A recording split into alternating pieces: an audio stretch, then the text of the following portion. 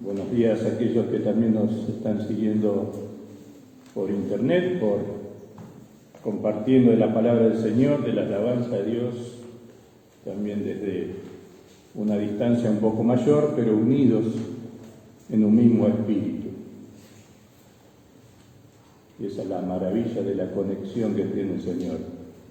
Nunca se le cae el sistema, Él siempre está, lo ha prometido, lo cumple, le sobra poder, energía y conectividad. Y esa nos da a nosotros también confianza. En esta mañana, ya de temprano, recibimos mensajes, la mayoría, con respecto a algo que nos motiva, algo que nos alegra, y es el día de resurrección. Es un día muy, muy especial.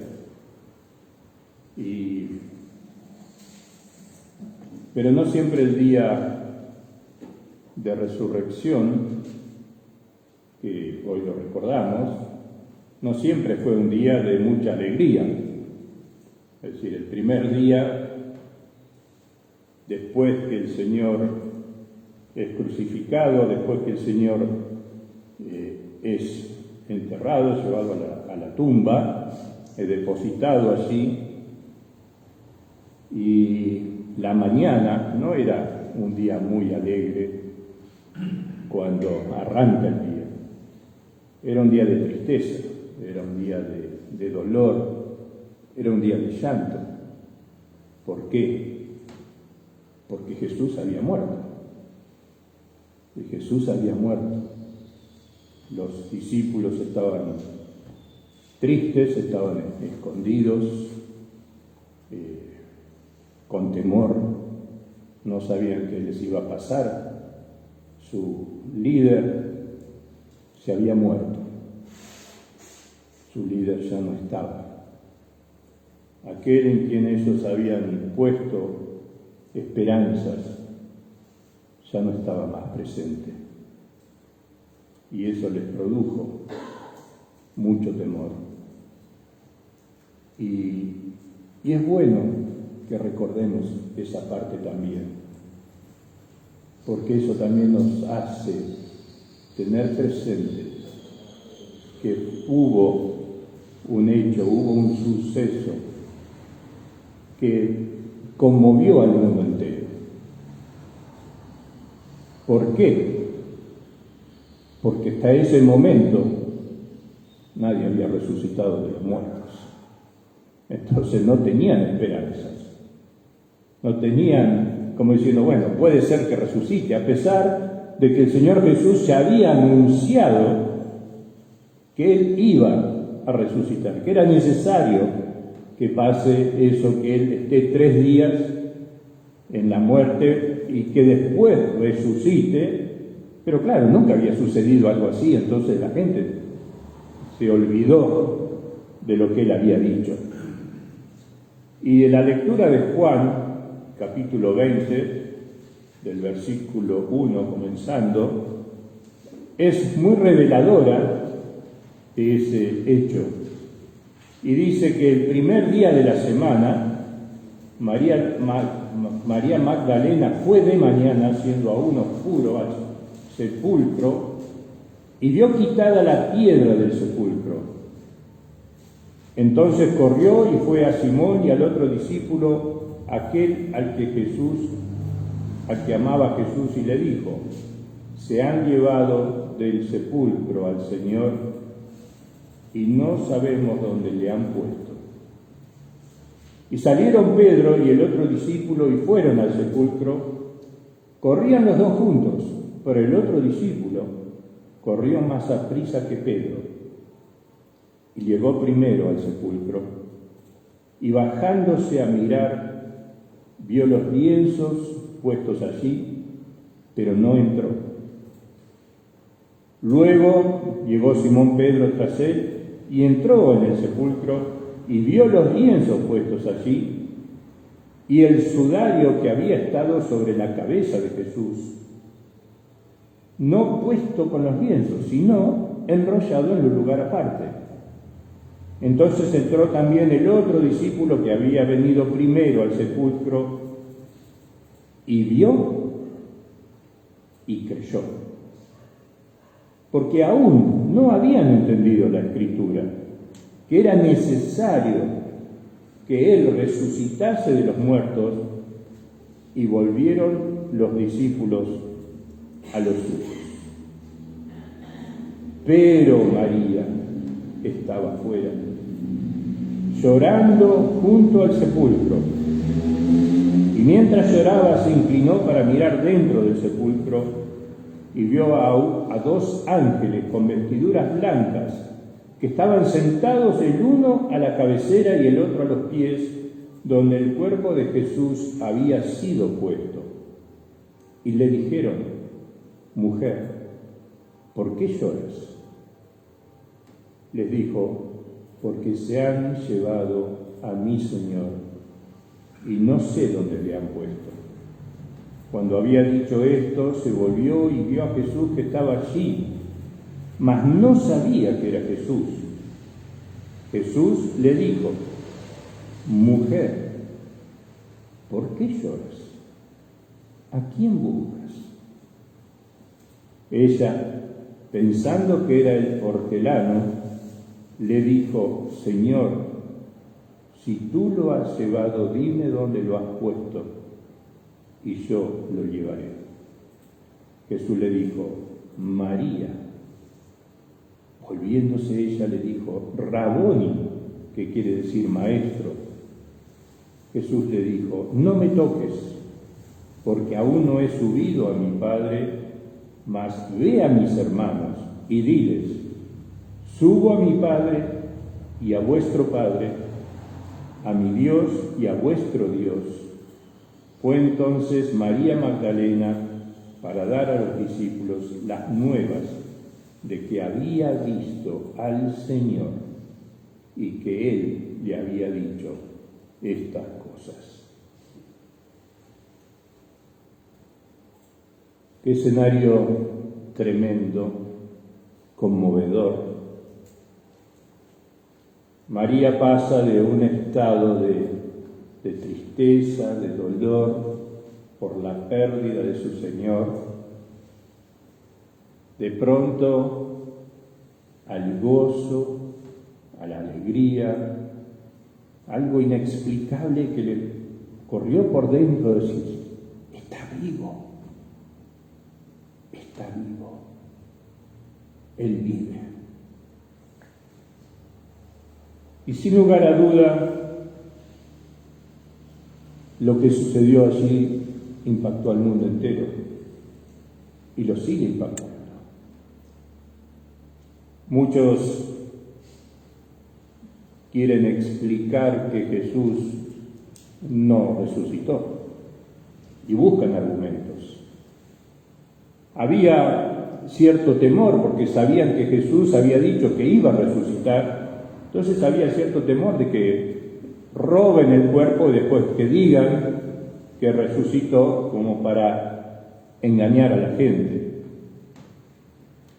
Y algunos sostienen que fue todo armado, pero hay algo en esta historia y en este pasaje bíblico muy revelador en cuanto a hechos concretos de por qué creemos. Porque nuestra fe no está basada en creo porque sí o porque uno dice: no, yo soy creyente. Nuestra fe está basada en hechos concretos, está basada en cosas reales. Aquí dice que los discípulos vieron y creyeron. Y es decir, no solamente creyeron después porque habían escuchado, no solamente creyeron porque después lo vieron resucitado cuando más tarde se les presenta, sino que ahí en el sepulcro dice que vieron y creyeron. ¿Y qué fue lo que vieron? ¿Qué vieron en el sepulcro que hizo que crean? Y hay ciertos detalles aquí que a veces los pasamos por arriba, y es que por un lado ellos entran en el sepulcro y hallan el lienzo puesto allí, ¿no? Y quisiera que nos podamos trasladar al lugar, a los hechos, y entramos y uno dice, si alguien va a robar un cuerpo, no le va a estar quitando la ropa, el lienzo, seguramente lo agarra, lo carga y se lo lleva, es lo que haría cualquier ladrón de cuerpos. Nadie se va a tomar el trabajo de acomodar el lienzo como si la persona hubiera desaparecido. Pero así encuentra el lienzo en su lugar. Pero por otro lado, otro detalle que dice, y el sudario que estaba sobre la cabeza de Jesús, que no estaba con los lienzos, sino enrollado y acomodado en un lugar aparte. Acá vemos que hay hechos concretos de los cuales ellos vieron como un analista forense que va a mirar la escena y empieza a analizar lo que ocurrió y a sacar conclusiones del hecho. Y ellos por eso creen porque ven los hechos. El cuerpo desapareció, el sudario acomodado a un lugar, y quien hubiese ido a robar el cuerpo no hubiera hecho esa cosa. Pero por otro lado, tenemos en este relato bíblico un testimonio que parece absurdo, porque si lo analizamos parece absurdo, pero es tan ilógico que termina siendo el testimonio más poderoso de la historia en cuanto a testigos de una resurrección, y es María Magdalena. Esta María Magdalena, ninguno de nosotros la llevaría como testigo. Ninguno de nosotros nos atreveríamos a llevarla a María Magdalena como un testigo en ningún caso. ¿Por qué? Nos recordamos algo de María Magdalena. María Magdalena había sido liberada por el Señor de 7 demonios. Había sido una mujer endemoniada. Imaginémonos nosotros estando en esa ciudad, escuchando a María Magdalena que viene corriendo y dice, resucitó, él vive. ¿Qué pensaríamos? Otra vez se volvió loca. ¿Sí? Es la endemoniada, la que Jesús la liberó, se volvió loca de nuevo, y eso es lo que probablemente mucha gente quizás pensó, no lo sé, pero muy probablemente, porque no era un testigo creíble.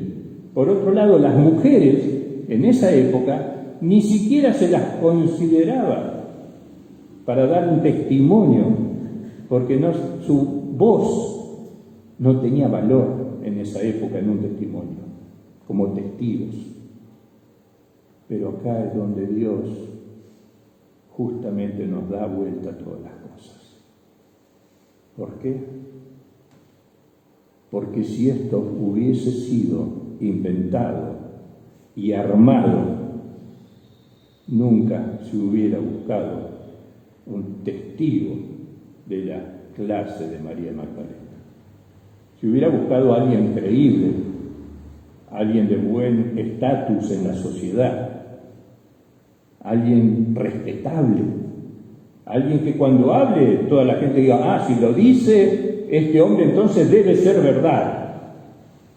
Pero acá el Señor usa a una mujer, y una mujer que de poca credibilidad para su época, de la cual nosotros hoy creemos el testimonio de ella, por la gracia del Señor.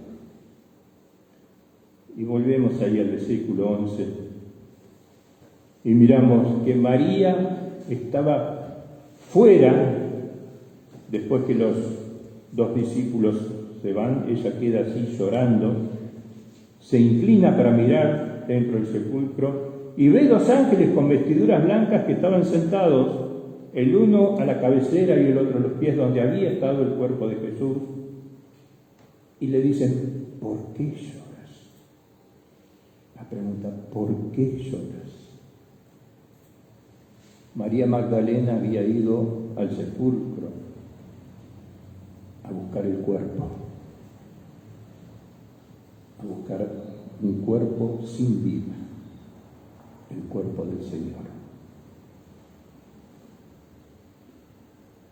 Y tenía temor, estaba triste, estaba dolida, porque se lo llevaron. Se llevaron el cuerpo de mi Señor. ¿Qué voy a hacer ahora? ¿Dónde está? Le pregunta que cuidaba el huerto, que lo confunde a Jesús con el hortelano con el que cuidaba el huerto. Si tú te lo llevaste, dime dónde está, si lo puedo buscar.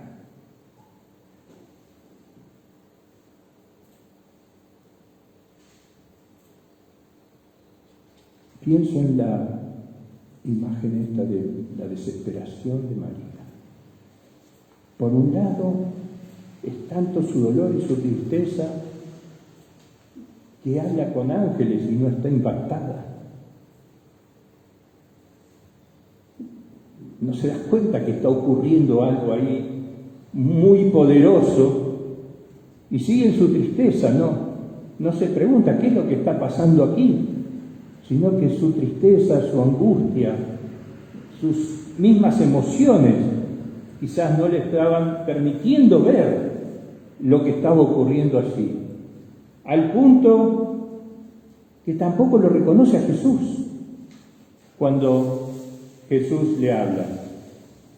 Y Jesús le dice en primer lugar, en el versículo 15, mujer, ¿por qué lloras? ¿Por qué estás llorando? Y veo a Jesús con sus características que lo marcaron a través de todo su ministerio y su vida, con el cariño, el amor, de no decirle: María, no te das cuenta, María, no estás viendo, María, no entendiste lo que había dicho yo, sino que le pregunta: María, ¿por qué lloras? María, ¿por qué estás triste? ¿A quién buscas?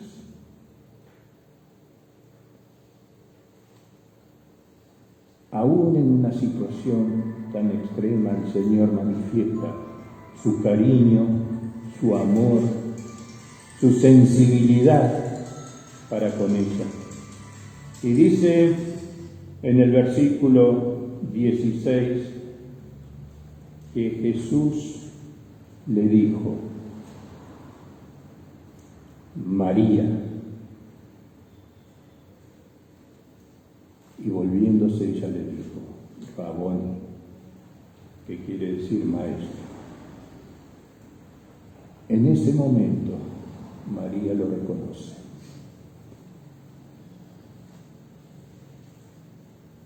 Generalmente,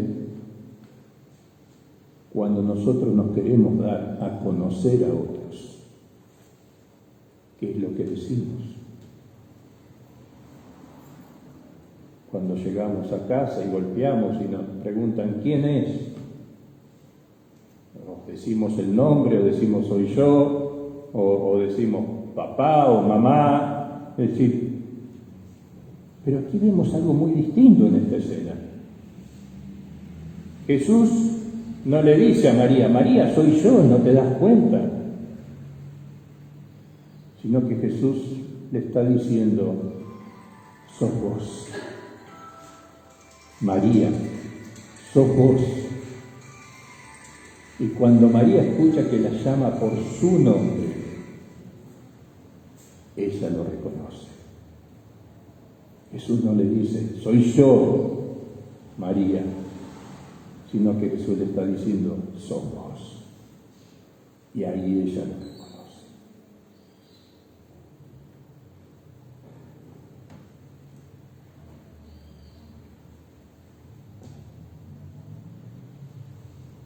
Pienso en cuando el Señor nos llama a nosotros por nuestro nombre. Cuando el Señor nos dice, sos vos. María había venido al sepulcro por Jesús, por un cuerpo, pero Jesús había venido por María, por vos, por mí, por nosotros. Y para Jesús lo importante no era Él. Para Jesús lo importante era María en ese momento. Para Jesús lo importante sos vos. Dice la Biblia que Él nos conoce por nuestro nombre, a cada uno de nosotros. Que Él nos escogió desde antes de la fundación del mundo, que Él vino a buscar lo que se había perdido. Y cuando Jesús se le revela a María, María no solamente que descubre quién es Jesús, porque lo ve, porque se da cuenta que está vivo, sino también que María se descubre a ella misma. ¿Por qué? Porque se dio cuenta que ella necesitaba de Jesús y que Jesús estaba para ella. Nosotros podemos andar por el mundo sin saber quiénes somos. Podemos andar por el mundo buscando, quizás como María, un cuerpo, alguna esperanza muerta, algo sin sentido que nos traiga algún sentido a la vida, una esperanza, un gozo. Y la propuesta de Dios es tan grande, que vale la pena tenerla en cuenta. ¿Qué perdemos si no la consideramos? Podemos perder todo. Pero es tan poco lo que se nos pide a cambio que vale la pena tenerlo en cuenta. Recuerdo que hace un tiempo atrás, no sé si todavía sigue aún, pero circulaban muchos mails con ofertas de una gran herencia, ¿no? Como que a uno le llegaba un mail a la casilla con el nombre de uno diciendo que un pariente le había dejado una gran herencia y con nombre y que un estudio de abogacía le iba a hacer los trámites para que uno pueda cobrar esa herencia que le dejó un pariente lejano. Claro, la mayoría dudaba porque sabían que ese mail era dudoso, pero la oferta era tan grande que uno decía, bueno, pero a ver, voy a averiguar, porque quizás sea verdad. Y había que pagar un dinero que parecía muy pequeño en relación a la oferta tan grande, porque pedían quizás $500 o $1,000 por millones que uno tenía esperándolo. Y más allá que la gente sabía que esa oferta podía no ser cierta, siempre estaba el margen de la duda, ¿y si es verdad? Entonces muchos avanzaron para siquiera investigar, a ver de qué se trataba, a ver si era cierto. Y pienso en la oferta de Dios para el hombre, para la humanidad. Es tan grande que vale la pena considerarla.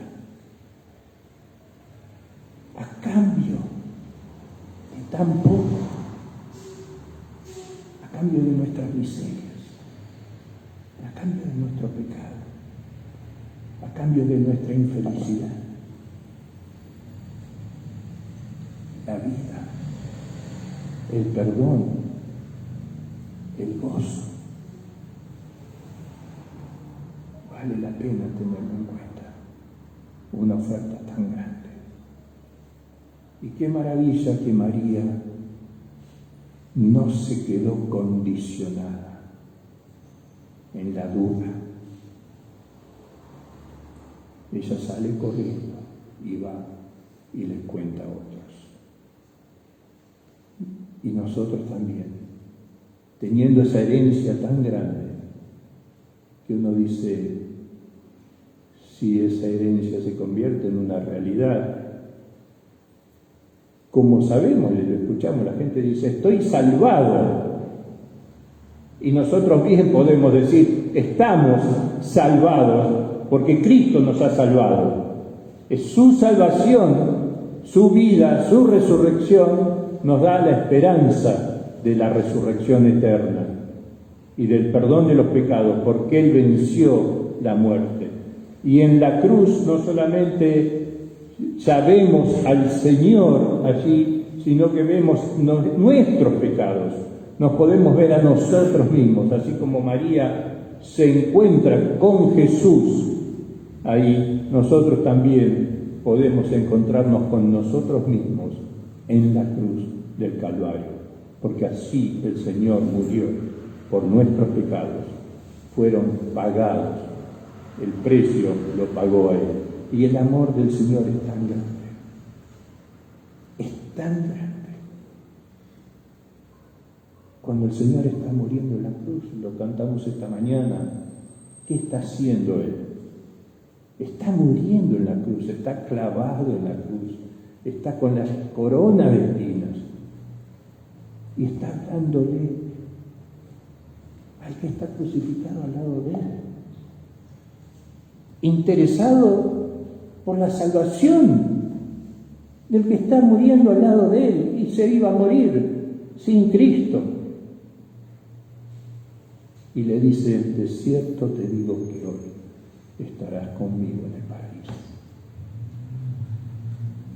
Creo que si nosotros estuviéramos sufriendo, lo menos pensaríamos en los demás. Generalmente pensamos en nosotros mismos, pero el amor del Señor es algo que no nos podemos explicar. Está más allá de nuestra comprensión.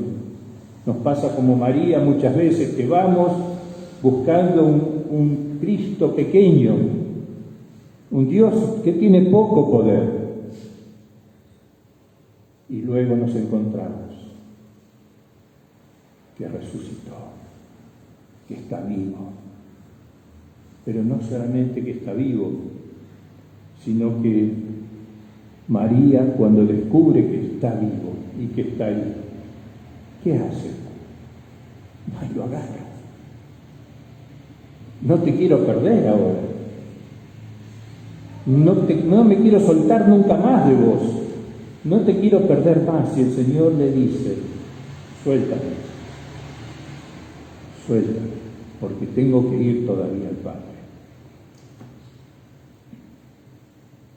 Y cuando Jesús va al Padre, después desciende el Espíritu Santo.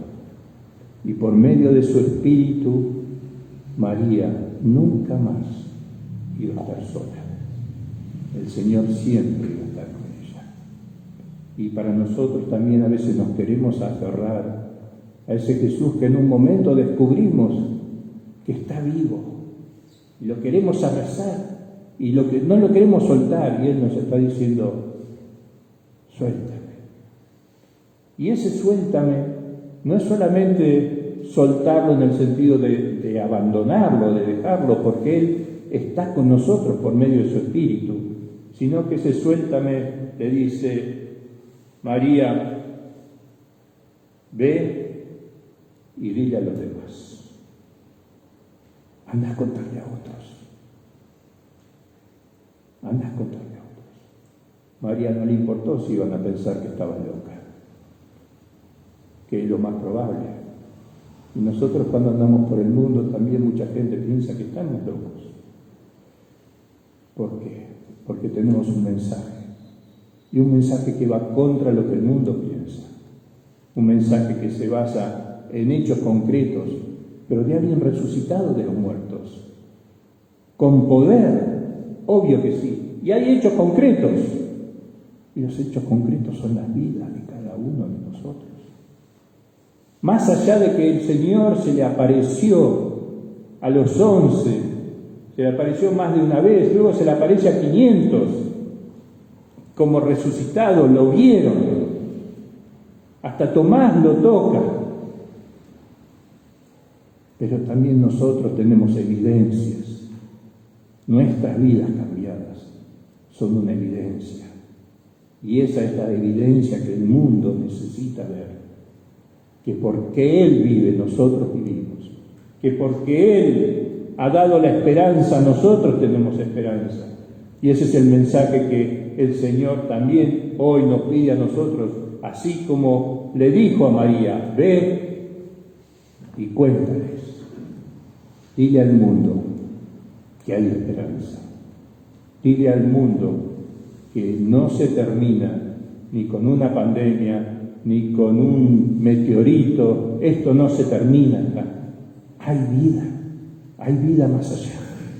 El Señor lo prometió, las evidencias están. Nuestras vidas son evidencia que el mundo necesita ver. Dice la Biblia que el mundo sabrá que somos hijos de Dios si el amor del Señor está en nosotros, así como se manifestó en María, que también se puede evidenciar en nosotros, que su poder, el poder del Espíritu Santo, que sigue presente en nuestras vidas, que es la presencia de Jesucristo en nosotros,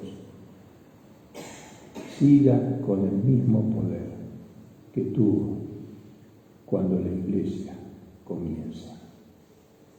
Porque eso no cambió. Que revivamos el fuego del don que el Señor nos ha dado y que podamos ser esos testigos con poder, porque Él vive, Él resucitó, que podamos transmitir ese mensaje fielmente a todos aquellos que no tienen esperanza.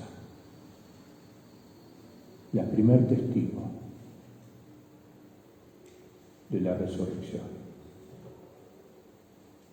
Y pienso, ¿hasta dónde puede llegar el Evangelio con uno de nosotros que es un fiel testigo y un fiel discípulo de aquel que dio su vida por nosotros? Que el Señor nos bendiga, que su poder siga fluyendo en nosotros para alcanzar a muchos más. Inclinamos los rostros y oramos. Padre nuestro, te agradecemos por tu Hijo, por la manifestación de tu amor en Él, Señor. No nos alcanzan las palabras para expresar nuestra gratitud, nuestro entendimiento para comprender tanto amor por nosotros, cuando tantas veces no te vemos, no te reconocemos, cuando tantas veces te ignoramos. Pero gracias, porque tú nos sigues llamando por nuestro nombre. Tú me sigues llamando por mi nombre, para que no me olvide de ti, para que no me olvide que tú estás, que te interesas por cada uno de tus hijos,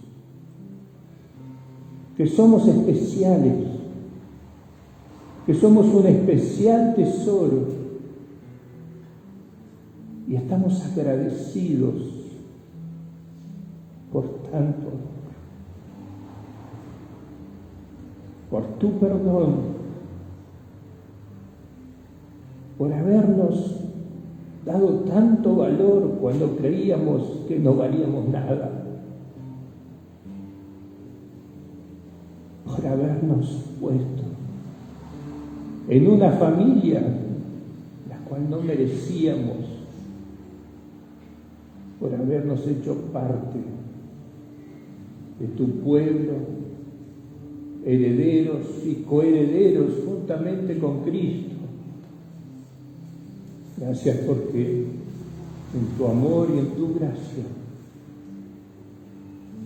nos has permitido creerlo, por habernos dado la fe, por guiarnos en este tiempo por medio de tu Espíritu, por estar presente en todo tiempo. Y gracias porque en este día en especial podemos hacer memoria de que sigues vivo, de que estás vivo y que todo lo que has hecho, lo que haces y lo que harás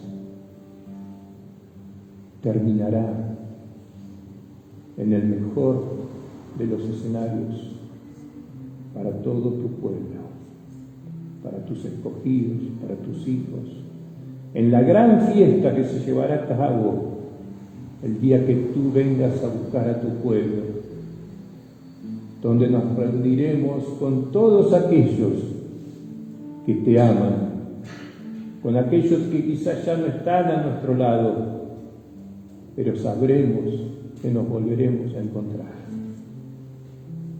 Sabemos que hay vida eterna, sabemos que hay resurrección porque tú resucitaste, y esa es la confianza que tenemos, Señor, de volver a encontrarnos, de vivir en la tierra nueva, con los cielos nuevos que tú has prometido, donde no hay llanto, no hay más dolor, no hay más tristeza, porque todas las cosas viejas habrán pasado. Y gracias porque hoy nos recuerdas una vez más la razón por la cual viviste, que fue por amor. Y gracias porque tu amor permanecerá para siempre. Bendecimos tu nombre, glorificamos tu nombre, porque tú eres digno, eres nuestro Padre, nuestro Señor, nuestro Dios, el único Dios y el Padre de nuestro Señor Jesucristo. Por sus méritos y en su nombre. Amén.